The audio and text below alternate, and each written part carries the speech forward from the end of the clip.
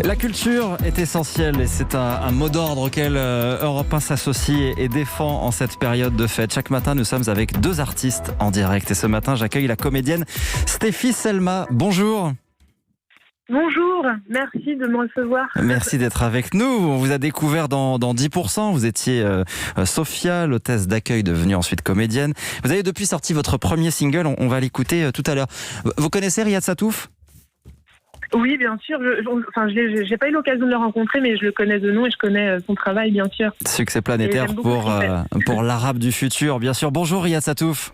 Bonjour. Bienvenue à vous aussi sur Europe 1. Votre tome 5 de l'Arabe du futur est sorti récemment. Alors vous connaissez le principe tous les deux. Vous allez nous conseiller, nous donner chacun vos coups de cœur culturels pour ces fêtes de fin d'année. Que mettons sous le sapin ? Stéphie Selma, tiens, on commence par vous. Oui, alors moi, en ce moment, je suis très, très musique et j'écoute une artiste qui m'apaise énormément, qui s'appelle Loubiana, qui a sorti un EP magnifique et je vous conseille vraiment d'écouter.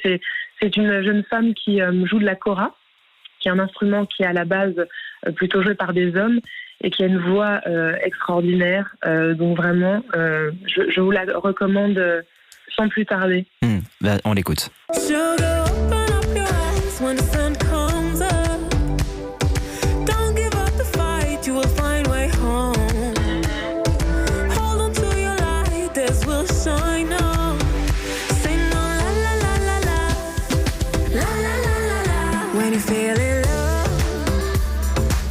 Voilà pour cette découverte conseillée par Stéphie Selma. Loubiana avec cet instrument dont vous parliez, la kora, qui est un instrument originaire d'Afrique. Riyad Sattouf, ça vous plaît ? Oui, j'aime beaucoup. Oui. Vous connaissiez ?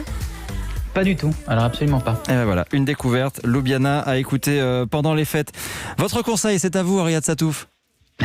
Alors moi je vous conseille un beau livre qui est sorti il y a quelques semaines d'un de mes artistes préférés français. Je pense que c'est un des plus grands artistes français et qui gagne à être encore plus connu qu'il n'est. C'est un beau livre qui s'appelle Chronique de la rue du Repos et c'est un livre du tampographe. Alors le tampographe, c'est un artisan qui travaille à Paris et qui fait des tampons vulgaires, drôles et esthétiques. Et donc c'est une sorte de gros recueil de textes déprimants, hilarants et d'images complètement étranges et ultra drôles. Donc je vous conseille d'aller voir sur internet. D'ailleurs son site est génial.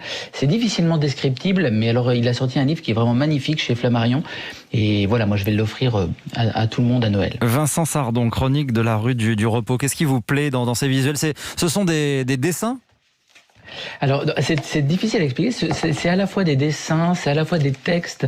Il fait par exemple des séries de tampons qui sont des tampons d'insultes de tous les pays, par exemple il traduit des insultes japonaises en français, des insultes communistes, je sais pas donc c'est des espèces de petits objets extrêmement bien faits que vous pouvez acquérir bien sûr aussi sur son site, mais qui sont aussi c'est des objets extrêmement beaux à voir. Et donc il en a fait des photos, il les a compilées dans son livre avec des textes sur sa vie dans son atelier où il est tout seul, etc. C'est vraiment, je pense que ça parle extrêmement bien de notre époque et du monde moderne. Et on découvre à cette occasion ce qu'est un tampographe. Avec vous, Riyad Sattouf.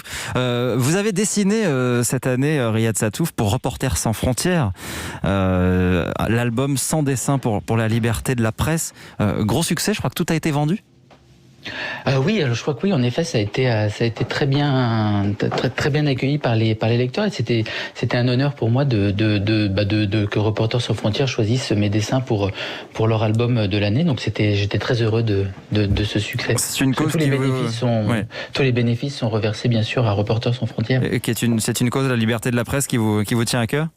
Ah oui, bien sûr, oui, la liberté d'expression, c'est la chose la plus importante. Elle existe encore en France alors qu'elle disparaît partout autour de nous. Et donc, c'est vrai qu'il faut essayer de tout faire pour la préserver. Stéphie Selma, vous lisez Riyad Sattouf, l'Arabe du futur, vous les avez lus ? Malheureusement pas encore, mais c'est vrai que je vais m'y mettre. 2 millions d'exemplaires vendus pour l'Arabe du futur, qui a été traduit en 22 langues. Stéphie Selma, je le disais, donc depuis la série 10%, vous avez sorti votre premier single. Oui, Maison de terre. On va en écouter un morceau. Oui, merci beaucoup. Maison de briques, maison de terre, j'arpente les routes en bicyclette, chercher les amants de mes rêves que je laisserai, être heureux sans en avoir l'air. Je suis un homme solitaire, les yeux qui brillent pour des bricoles, la jeunesse. Maison de terre, voilà pour votre single Stéphie Selma. Qu'est-ce qui vous a inspiré? Qu'est-ce qui vous plaît dans la musique? Ce qui me plaît dans la musique, c'est évidemment le partage, la créativité. C'est vrai que moi, je suis comédienne. La musique m'a amenée à jouer la comédie et fait partie de ma vie depuis toujours. Et cette chanson a été composée lors du premier confinement en mode homemade. Et voilà, l'idée c'était de donner un peu de soleil. Des influences un peu, on va dire, bossa nova capverdienne. Chanson française, voilà. Un peu de soleil et un peu de voyage aussi, avec un joli clip qui accompagne cette chanson. Que vous avez tourné où? Merci. On a tourné ce clip à Lisbonne avec un réalisateur qui s'appelle Ruben Alves, dont j'adore le travail et avec qui j'avais eu l'occasion de travailler sur un film qui s'appelle Miss.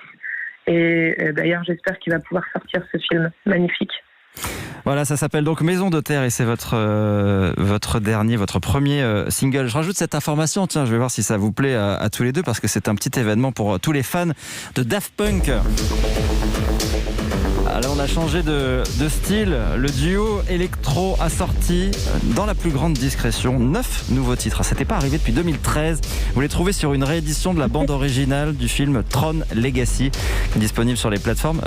Ils ont sorti également des vinyles qui sont déjà en rupture de stock. Vous aimez tous les deux Daft Punk? Ah oui, moi j'adore personnellement.